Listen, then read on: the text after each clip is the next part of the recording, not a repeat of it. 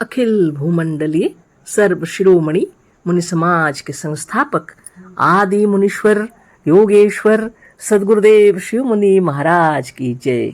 उपस्थित मुनि वृंद, साधु सज्जन वृंद, संत वृंद, साधक वृंद, आध्यात्म ज्ञान के जिज्ञासुओं और प्रेमियों, सभी श्रोता वृंद, आप सभी को मेरा कोटिशः नमन, सप्रेम जय जय। तो वो आध्यात्मिक चर्चा चल रही है और हम लोग सदगुरुदेव शिव मुनि महाराज रचित ग्रंथ योग का परिचय पर चर्चा कर रहे हैं। अध्याय 7 पर चर्चा हो रही है। शीर्षक दिए हैं सदगुरुदेव शिव मुनि महाराज स्वस्थता और साधन का महत्व। उसी के अंदर फिर छोटा छोटा शीर्षक भी है। तो कल कर्म चिकित्सा पर चर्चा हुई, आज एक शीर्षक है आत्मा से गति है और मृत्यु से गतिहीनता। इसी पर बातें होंगी, है ना। यह प्रकट है कि आत्मा जीवन या जीव अंगों को गतिशील बनाता, उसमें गति देता और उसे हिलाता डुलाता है। यह तो सबको पता है, मालूम है, प्रकट है। बोल रहे हैं गुरुदेव कि आत्मा जीवन या जीव जो है अंगों को गतिशील बनाता है, उसमें गति देता और उसे हिलाता डुलाता है। हमारे शरीर को गति देने वाली शक्ति आत्म शक्ति है, जीवनी शक्ति है, जीवन है, प्राण है ना, आत्मा है ना। यह शरीर इसको जीव को आत्मा इसलिए कहते हैं क्योंकि यह अपना आप है ना। यह शरीर को या उसके अंगों को हिलने डोलने योग्य अथवा उसे नरम, सरस, सजीव और लचीला बनाता है। तो योग साधन जो है हम लोग को बतलाए हैं, जो सदगुरुदेव शिव मुनि महाराज, बहुत ही उच्च कोटि का है। इस साधन को करने से शरीर लचीला हो जाएगा, है ना, नरम हो जाएगा, सरस, सजीव और लचीला हो जाएगा, है ना। पर मृत्यु या रोग ज्यों ज्यों माने शरीर या शरीर के अंगों में व्याप्त होता जाता है, त्यों त्यों वह शरीर के अंगों को अकड़ाता, सुखाता, नीरस करता, निर्बल करता और गतिहीन तथा निर्जीव बनाता जाता है। इसलिए हमेशा ख्याल रखिए, नित्य योगाभ्यास कीजिए। मृत्यु क्या करता है शरीर का, ज्यों ज्यों शरीर के अंगों में जो चेतना है वह अकड़ने लगेगा, शरीर सूखने लगेगा, निर्बल हो जाएगा, नीरस हो जाएगा, गतिहीन हो जाएगा, तो यह मृत्यु की ओर जा रहा है। तो अजर अमर अविनाशी आत्मदेव के रहते हुए भी अगर आप योग साधन नहीं करेंगे तो बीमारी गरस लेगी, शरीर कमज़ोर हो जाएगा और शरीर के अंगों में अकड़न आ जाएगा और शरीर सूखने लगेगा। इसलिए साधन जरूरी है।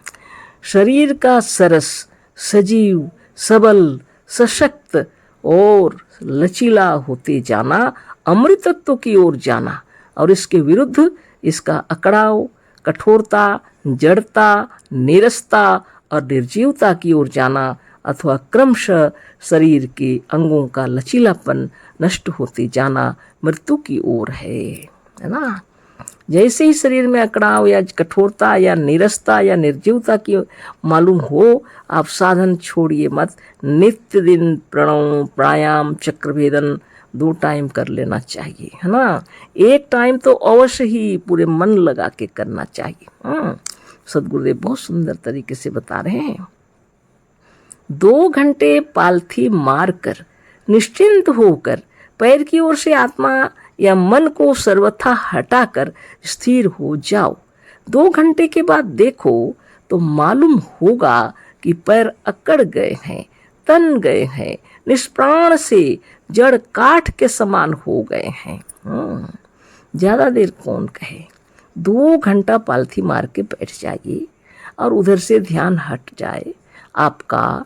2 घंटे तक अगर आप इस तरह बैठे रहे तो पैर अकड़ जाता है, तन जाता है, निष्प्राण सा काठ के समान हो जाता है। यह क्यों? इसलिए कि यह अंग 2 घंटे तक हिला डोला नहीं। ऐसा किस लिए हुआ? सदगुरुदेव कह रहे हैं इसलिए कि यह अंग जो था, पांव जो थे, 2 घंटे तक हिले डुले नहीं।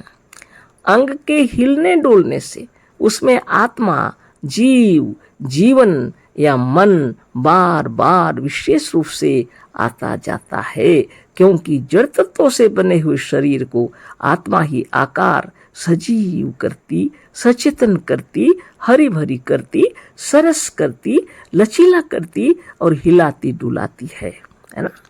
बहुत बड़ी बात है। घबराइए मत, अगर किसी को कोई तकलीफ हो जाए तो निरंतर ध्यान के साथ साधन करते रहिए। निष्प्राण शरीर में प्राण आने लगेंगे, है ना। प्राण तो पहले से ही हैं, लेकिन वो जो नस नाड़ियों के अंदर रक्त संचारण में बाधा हो गया है, शरीर को हिलाना डुलाना पड़ेगा, संकोचन प्रसारण करना पड़ेगा, जिससे शिरा प्रशिरा में फिर से प्राण शक्ति रक्त के रूप में दौड़ने लगे। ठीक है ना। तो गुरुदेव क्या कह रहे हैं, बार बार विशेष रूप से शरीर को हिलाएंगे तो आत्मा उसमें आती जाती है, मन उसमें बार बार विशेष रूप से आता जाता है। जड़ तत्वों से बने हुए शरीर को आत्मा ही आकर सजीव करती है। जड़ तत्वों से शरीर बना है, आकाश, अग्नि, जल, वायु और मिट्टी से। इसमें प्राण शक्ति है, जीवनी शक्ति है, आत्मा है, इसलिए शरीर सजीव सचेतन है। और अगर कुछ गड़बड़ हो गई है तो आप उसको ठीक करें फिर से, है ना। आत्मा ही आकर सजीव करती, सचेतन करती, हरी भरी करती, सरस करती, लचीला करती और हिलाती डुलाती है। तो थोड़ा थोड़ा हिलाना, जितना हो सके चक्र भेदन करते रहिए। किसी किसी का ज़्यादा ही तकलीफ है तो ज़्यादा नहीं हिल सकता, तो चक्रों पर ध्यान लगाते लगाते करते रहिए, आपसे आप धीरे धीरे ठीक हो जाएगा, है ना। आत्मा के साथ ही मन, इच्छा, सजीवता और प्राण चलता है, और इन्हीं के साथ रक्त भी चलता है ना। जिधर जिधर आपका मन चलेगा आत्मा के साथ ही, है ना, प्राण चलता है। आत्मा के साथ ही मन, इच्छा, सजीवता और प्राण चलता है। आप अच्छा से इच्छा करें स्वस्थ होने की, तो शरीर स्वस्थ हो जाएगा। जिस विधि से चक्रभेदन साधन बतलाया गया है, आप उसी विधि से चक्रभेदन कीजिए, है ना। धीरे धीरे सजीवता आने लगेगी, शरीर सजीव, हरी भरी, सरस, लचीला हो जाए शरीर, है ना। और हिलाती डुलाती है कौन, ये आत्मा ही। आत्मा के साथ ही मन, इच्छा, सजीवता, प्राण चलता है, और इन्हीं के साथ रक्त भी चलता है। तो जिधर जिधर आपका मन जा रहा है, प्राण शक्ति उधर ही दौड़ रही है ना। ये प्राण शक्ति के भीतर भी, मन के भीतर ही ये रक्त के रूप में प्रवाहित हो रही है नस नाड़ियों में, है ना। तो उसी को जिस अंग में आप ध्यान लगाएंगे वो सजीव होगा, है ना। अतः जिधर मन और आत्मा रहती है उसी अंग में सजीवता, प्राण और रक्त भी विशेष रूप से रहता है ना। 2 घंटे तक निश्चल स्थिर रहने के बाद जब उठकर चलने की इच्छा हुई तो आत्मा, मन या तुम्हारा विचार पैर की ओर गया, और ज्यों ही तुम्हारा मन, विचार, जीवन, सजीवता तथा चेतनता पैर की ओर झुकी, पैर का स्मरण किया, पैर की ओर गई, त्यों ही रक्त और प्राण भी विशेष रूप से चल पड़े और उतरने लगे। इतनी देर तक आपका ध्यान मन नहीं था, जब आप खड़े हो रहे हैं तो पैरों की ओर मन चला गया, है ना। पैरों के ओर मन चला गया, मन के उधर झुकाव होते ही रक्त और प्राण भी चल पड़े, और फिर शरीर में जो झुनझुनी सी मालूम होने लगी, गुरुदेव लिखे हैं। इनके उतरने की क्रिया से ही पैरों की ओर झुनझुनी मालूम हुई, और मन तथा प्राण और रक्त के विशेष रूप से उतर जाने पर पैर की झुनझुनी, जड़ता और अकड़ाव मिट गया। जब पूर्ण रूप से रक्त संचारण हो गया तो झुनझुनी समाप्त, है ना, अकड़ाव भी मिट गया। पैरों में संचालन करने से चलने की शक्ति तुरंत आ गई, है ना। निष्प्राण, निर्जीव और जड़ हुए से पैर में जान सी आ गई, है ना। और यही पैर चलने के योग्य हो गया। कुछ देर पहले अकड़ गया था, निष्प्राण सा हो गया था, लेकिन जैसे ही उधर मन गया, यह शरीर का वह अंग भी फिर से योग्य हो गया, चलने के लायक हो गया। पैर का स्मरण या विचार आते ही विचारमय जीव, आत्मा या जीवन पैर की ओर दौड़ पड़ा। जड़ के समान निर्जीव से हुए पैर को इस आत्मा ने सजीव बना दिया। देखिए कितनी सुंदर बात है। सजीवता, सचेतनता, मन, आत्मा या जीव अमृत है और अचेतनता ही मृत्यु या मृत है। सजीवता, चेतनता, आत्मा और जीव जो है अमृत है। चेतनता, अचेतनता ही मृत्यु या मृत है। अमृत, अजोड़ मृत, अमृत, अर्थात इसको न मृत भी कह सकते हैं, जो नहीं मरा है ना, जो मृत नहीं है वही अमृत है। इसी अमृत ने इस मृत को जड़ तत्वों से बने हुए जड़ और मृत शरीर में अमृत घोलकर सजीव, सरस, सचेतन, लचीला और गतिशील बना दिया है ना। अब इसको अंत तक पढ़ देते, यही थोड़ा सा है, उधर और नहीं समझाने से भी समझ में आ जाएगा। तो यह अमृत यदि योग के एक विशेष क्रिया द्वारा अथवा चक्रभेदन द्वारा, जिसे मुनि समाज के सदस्यों को बताया जाता है, 24 घंटे के भीतर एक बार अंग अंग में, अवयव अवयव में, जोड़ जोड़ में और शरीर के कण कण में डाल दिया जाए तो यह शरीर दिव्य, निरोग, सबल, सचेतन, लचीला और अमर हो जाए।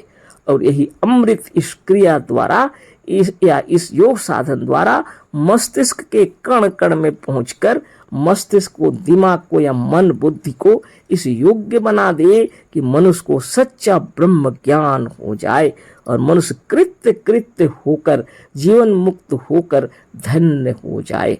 साधन वह साधन जिसके द्वारा शरीर के अंग अंग गतिशील होकर जीवन रूपी अमृत का पान करते हैं, जिससे सच्ची समाधि लगती और सच्ची शांति मिलती है, उसे जो बताता है वही सद्गुरु है।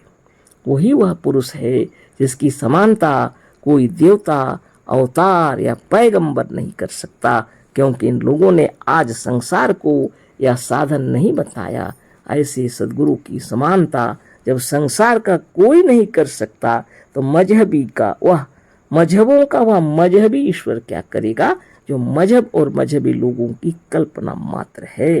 तो आप निर्भीक होके नित्य दिन योगाभ्यास कीजिए, आपका सारा शरीर सजीव, लचीला, सरस, नरम और अमृत तत्व से भर जाएगा। ठीक है ना। तो कल फिर चर्चा होगी। यह पूरा हो गया, कल दूसरा कोई पढ़ेंगे, दूसरे साधनों या व्यायामों से हानि शीर्षक दिए हैं, उसको कल चर्चा करेंगे। अशेष धन्यवाद, कोटिशः नमन, सप्रेम जय जीव। सद्गुरुदेव शिव मुनि महाराज की जय।